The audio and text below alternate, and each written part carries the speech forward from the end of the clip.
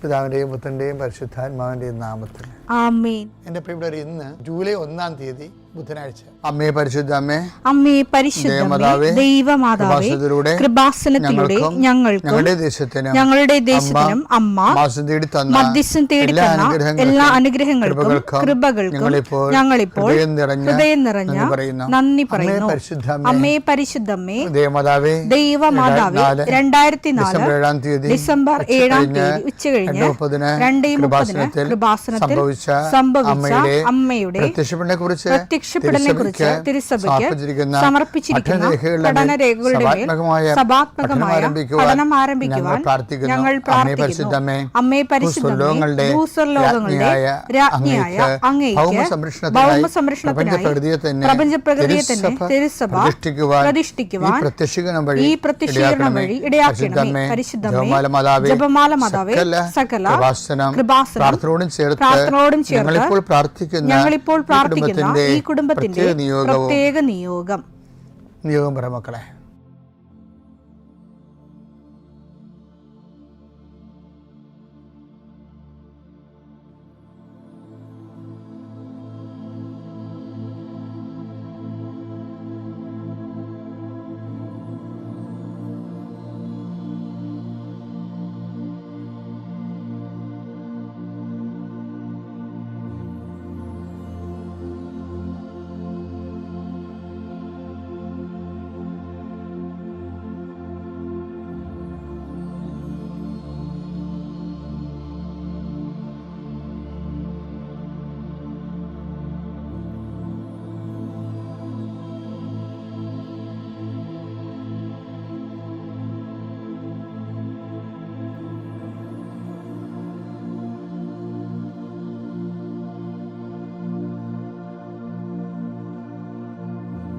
അമ്മയുടെ പ്രത്യക്ഷീകരണത്തിന്റെ ഈ അനുഗ്രഹവേളയിൽ ഞങ്ങൾക്ക് സാധിച്ചു തരുവാൻ കനിയണമേ.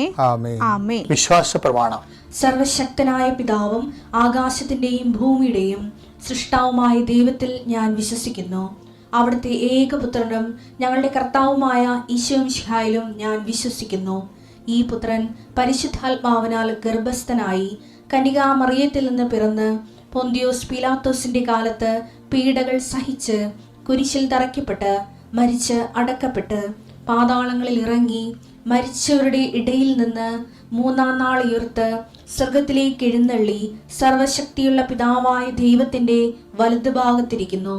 അവിടെ നിന്ന് ജീവിക്കുന്നവരെയും മരിച്ചവരെയും വിധിക്കുവാൻ വരുമെന്നും ഞാൻ വിശ്വസിക്കുന്നു. പരിശുദ്ധാത്മാവിലും ഞാൻ വിശ്വസിക്കുന്നു. വിശുദ്ധ കത്തോലിക്കാ സഭയിലും പുണ്യവാന്മാരുടെ ഐക്യത്തിലും പാപങ്ങളുടെ മോചനത്തിലും ശരീരത്തിന്റെ ഉയർപ്പിലും നിത്യമായ ജീവിതത്തിലും ഞാൻ വിശ്വസിക്കുന്നു. ആമേൻ. സ്വർഗ്ഗസ്ഥനായ ഞങ്ങളുടെ പിതാവേ, അങ്ങയുടെ നാമം പൂജിതമാകണമേ. അങ്ങയുടെ രാജ്യം വരണമേ. അങ്ങയുടെ തിരുമനസ് സ്വർഗത്തിലെ പോലെ ഭൂമിയിലും ആകണമേ. അന്നു വേണ്ടുന്ന ആഹാരം ഇന്ന് ഞങ്ങൾക്ക് തരണമേ. ഞങ്ങളോട് തെറ്റ് ചെയ്യുന്നവരോട് ഞങ്ങൾ ക്ഷമിക്കുന്നത് പോലെ ഞങ്ങളുടെ തെറ്റുകൾ ഞങ്ങളോടും ക്ഷമിക്കണമേ. ഞങ്ങളെ പ്രലോഭനത്തിൽ ഉൾപ്പെടുത്തരുതേ, തിന്മയിൽ ഞങ്ങൾ രക്ഷിക്കണമേ. ആമേൻ. നന്മ നിറഞ്ഞ മറിയമേ, സ്വസ്തി. കർത്താവ് അങ്ങയുടെ കൂടെ സ്ത്രീകളിൽ അങ്ങ് അനുഗ്രഹിക്കപ്പെട്ടവളാകുന്നു. അങ്ങയുടെ ഉദരത്തിൻ ഫലമായി ഈശോ അനുഗ്രഹിക്കപ്പെട്ടവനാകുന്നു. പരിശുദ്ധ മറിയമേ, തമ്പുരാന്റെ അമ്മേ, പാപികളായ ഞങ്ങൾക്ക് വേണ്ടി ഇപ്പോഴും ഞങ്ങളുടെ മരണസമയത്തും തമ്പുരാനോട് അപേക്ഷിക്കണമേ. ആമേൻ. കർത്താവേ, നിന്റെ ഉന്നതമായ നാമത്തിന് സ്തോത്രം ചെയ്യുന്നു. കർത്താവേ, നിന്റെ വിശുദ്ധ പൗരോഹിത്യത്തെ മഹത്വപ്പെടുത്തണമേ. കർത്താവെ, സഭയിലുള്ള സാന്നിധ്യം ദൃഢമാക്കണം. 40 വർഷം ഞാൻ അർപ്പിച്ച കൃപാസന ജീവനോടെ പ്രത്യക്ഷപ്പെട്ട മാതാവിൻ്റെ സാന്നിധ്യം, ഈ കൃപാസനത്തിൽ വന്നിറങ്ങി പ്രാർത്ഥിച്ചു പോകുന്ന ലക്ഷോപലക്ഷം മനുഷ്യരുടെ പ്രാർത്ഥനയുടെ ശക്തിയാൽ ഞാൻ ഇന്നത്തെ ദിവസത്തെ എൻ്റെ മക്കളുടെ ആവശ്യങ്ങളെ കർത്താവിൻ്റെ ദൃശ്യം സമർപ്പിച്ചുകൊണ്ട് ആശീർവദിക്കുന്നു. കർത്താവെ, അങ്ങയുടെ മക്കളുടെ മേൽ നിൻ്റെ തിരുമുറുപാട് മരുന്നുകരം വെക്കണമേ. എൻ്റെ കർത്താവിൻ്റെ ഉന്നതമായ നാമത്തിൽ ശിരസിൻ്റെ രോഗങ്ങൾ, ബ്രെയിനിലെ സിസ്റ്റുകൾ, ബ്രെയിനിലെ ക്യാൻസറുകൾ, ബ്രെയിനുമായിട്ട് ബന്ധപ്പെട്ട മുഴുവൻ രോഗങ്ങൾ ഈ നിമിഷം ഇത് പ്രാർത്ഥന കൂടുന്ന മക്കളുടെ മേൽ കർത്താവിൻ്റെ ശക്തി ഒഴുകുകയും നീ സുഖപ്പെടുകയും ചെയ്യട്ടെ. തൊണ്ടനൊമ്പരങ്ങൾ, അത്തോൺസൈറ്റുകൾ, തൈറോയിഡുകൾ, ശ്വാസകോശ രോഗങ്ങൾ, ഉദരരോഗങ്ങൾ, പിസ്തുല രോഗങ്ങൾ, PCOD രോഗങ്ങൾ, സർവാംഗവാത രോഗങ്ങൾ, വൃഷ്ണരോഗങ്ങൾ, കർത്താവിൻ്റെ നാമത്തിൽ ഉച്ച മുതൽ ഉള്ളങ്കാര് വരെ കർത്താവിൻ്റെ രക്തം പടരട്ടെ. മരുന്ന് ലേപനമല്ല, അങ്ങനെ വചനമാണല്ലോ അങ്ങനെ മക്കളെ സുഖപ്പെടുത്തുന്നത്. വചനത്തിൻ്റെ കരുത്ത ശക്തിയാൽ യേശുക്രിസ്തു ഉന്നതമായ നാമത്തിൽ അങ്ങനെ മക്കൾ സൗഖ്യം പ്രാപിക്കട്ടെ. കർത്താവെ, ഇന്നത്തെ യാത്ര, ഇന്നത്തെ സംസാരം, ഇന്നത്തെ കമ്മ്യൂണിക്കേഷൻസ്, ഇന്നത്തെ ഒപ്പുകൾ, ഇന്നത്തെ എഴുത്തുകൾ, ഇന്നത്തെ ഉപയോഗിക്കുന്ന വാഹനങ്ങൾ, കർത്താവ് ഇന്ന് ചെയ്തു തീർക്കേണ്ട എല്ലാ ഉത്തരവാദിത്തങ്ങളും കണ്ടുമുട്ടുന്ന എല്ലാ വ്യക്തികളുടെ മേലും എൻ്റെ മക്കളുടെ മേൽ കർത്താവിൻ്റെ ശക്തി പ്രവർത്തിക്കുകയും മാതാവിൻ്റെ മധ്യസ്ഥത്തിൽ സഞ്ചാരി മാതാവ് സമയത്തിൻ്റെ അധികാരം നിലമേലങ്കിയാൽ നിങ്ങളെ പൊതുകയും സന്തോഷത്തോടെ നിങ്ങൾ രാത്രി തിരിച്ചു വരാൻ ദൈവം അനുവദിക്കുകയും ചെയ്യട്ടെ. കഴിഞ്ഞ ദിവസങ്ങളിലെ റോജൻ എന്നും പറഞ്ഞൊരു മകൻ സാക്ഷ്യം പറഞ്ഞായിരുന്നു. റോജനെയൊക്കെ പ്രശ്നിച്ച റോജന് വീട് നല്ല വീടൊക്കെയാണ്, പക്ഷെ സ്ഥലം കുറവാണ് അവിടെ. അവരെ എന്നും ഒരു തിക്കുമുട്ടലുണ്ട് വീട്ടിൽ വരുമ്പോൾ അവർക്ക് അപ്പോൾ ഒരു പുതിയ വീട് വെച്ചപ്പോൾ വീടിൻ്റെ സ്ഥലം ഒതുങ്ങി. അപ്പോഴ് വീടിൻ്റെ വെയിലിലെ പുറത്ത് ഒരു വഴിയുണ്ട്, ഉപയോഗിക്കാത്ത വഴിയാണ്.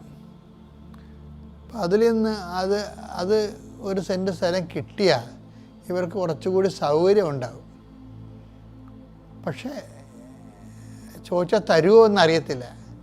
ചില ആൾക്കാർ നമ്മൾ ആവശ്യം പറഞ്ഞു തന്നാൽ പിന്നെ അവർ ലോകത്തില്ലാത്ത വിലയൊക്കെ പറയത്തില്ലേ, എന്ന് ഞങ്ങളത് കൊടുക്കാൻ ഉദ്ദേശിക്കണില്ലെന്ന് പറയും. 12 കൊല്ലം നമ്മളെ നടത്തും.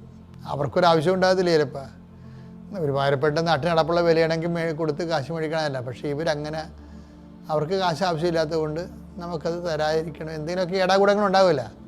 അപ്പോൾ ഈ ഏടാകൂടങ്ങൾ കുറേ ഉള്ളത് കാരണം ഏറ്റവും വലിയ ഏടാകൂടം അതൊന്നുമല്ല.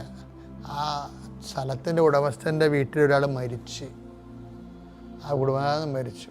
അപ്പം അത് 3 മാസം ആയുള്ളൂ. 3 മാസമായി. അപ്പോൾ ഇവർക്ക് റോജനയൊക്കെ ചോദിക്കാൻ ഒരു റിലക്റ്റൻസി, ഇങ്ങനെയുള്ള കണ്ടീഷൻ ചോദിക്കണോ. ഇപ്പോൾ നമ്മൾ ചോദിച്ചില്ല, അവർ വേറെ ആർക്കെങ്കിലും സ്ഥലം വിറ്റുപോയാൽ നമ്മൾ എന്ത് ചെയ്യും? ഇപ്പോൾ ചോദിക്കണമല്ലോ, ചോദിക്കണ്ടേ. അപ്പം അങ്ങനെയൊക്കെ ചിന്തിച്ച് അവസാനം ഇവർ 3 അമ്മയും ഭാര്യയും റോജനും സെപ്പറേറ്റ് ഉടമ്പടിയിലാണ്. ഒരു കുടുംബത്തിൽ തന്നെ 3 ഉടമ്പടിയാണ്. അപ്പോൾ അവർ അവസാനം പരിശുദ്ധാത്മാവ് നിങ്ങൾ ചോദിക്കാൻ പറഞ്ഞു.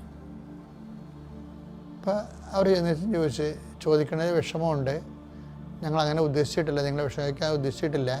ഇപ്പോൾ വീട് വെച്ചപ്പോൾ ഒതുങ്ങിപ്പോയ സ്ഥലത്തകത്ത് പെരുമാറാൻ സ്ഥലമില്ല, ഞങ്ങൾക്കൊരു സെൻറ്റ് സ്ഥലം കിട്ടിയാൽ കൊള്ളാമെന്ന് പറഞ്ഞു. ഇവരോടത്ത് എന്തെങ്കിലും ഒരു കൊല്ലം കഴിഞ്ഞ് തരാമെന്നവരൊക്കെ പറയുമെന്ന് വിചാരിച്ചത്. പക്ഷെ അവർക്ക് ഈ കാര്യങ്ങൾ പെട്ടെന്ന് മനസ്സിലാകുന്ന ആൾക്കാർ, ആ വീട്ടുകാർ. അത് പറഞ്ഞ് അതെന്താ, കുറച്ച് പണിയുണ്ടത്, വീട്ടുകാരൻ്റെ പുരയിടത്തു നിന്ന് പേരിൽ നിന്ന് എൻ്റെ പേരിലോട്ട് മാറ്റണം, എൻ്റെയും പിള്ളേരുടെ മേലോട്ട് മാറ്റണം. മാറ്റിയാൽ തരുന്നതിന് കുഴപ്പമൊന്നുമില്ലെന്ന് പറഞ്ഞു. അപ്പോൾ അവർ വില നിശ്ചയിച്ച്. പക്ഷെ അത് 1 മാസത്തിനുള്ളിൽ ആ സംഭവമില്ല നടന്നു. റോജൻ്റെ ഈ സാക്ഷ്യം കേട്ടപ്പോഴേ എൻ്റെ മനസ്സിൽ ഉണ്ടായിരുന്നൊരു സംഭവം, നമ്മൾ ഈ അപേക്ഷയൊക്കെ പൂരിപ്പിക്കത്തില്ലേ. അപ്പോൾ നമ്മൾ ബാങ്കിൽ അപേക്ഷയൊക്കെ പൂരിപ്പിക്കണം, വേറെ എന്തൊക്കെയല്ല ഇൻ്റർവ്യൂവിൻ്റെ അപേക്ഷയൊക്കെ പൂരിപ്പിക്കണം. താഴെ ഒരു സെക്ഷൻ ഉണ്ടായി, ഫോർ ഓഫീസ് യൂസ് ഒള്ളി, അല്ലേ, ഫോർ ഓഫീസ് യൂസ് ഒള്ളി എന്ന് വെച്ച് കഴിഞ്ഞാൽ അത് ഓഫീസിൻ്റെ കൺകറൻസ്, അത് ആ അപേക്ഷ വെരിഫൈ ചെയ്ത് അതിനെ റെക്കമെൻഡ് ചെയ്യുകയോ അല്ലെങ്കിൽ റിമാർക്ക് എഴുതി മാറ്റുകയോ ചെയ്തിട്ട് ഓഫീസ് സീൽ വെക്കേണ്ട സ്ഥലമാണ്. ഫയലിലേക്ക് പോകണമെങ്കിൽ ഓഫീസ് ഒപ്പും വേണം, മാനേജറുടെ ഒപ്പും വേണം, ഓഫീസിൻ്റെ സീലും വേണം. അതിന് വേണ്ട ചില അണ്ണന്മാർ അതൊന്നും അറിയാതെ അവിടെ കയറി എഴുതും. ഇങ്ങനെ കുറേ ആൾക്കാരുണ്ട്. എന്ന് വെച്ചാൽ ചിലത് ദൈവം തന്നെ ചെയ്യേണ്ടതാണ്, അവിടെ ഓഫീസ് യൂസ് ഉള്ളിയാണ്,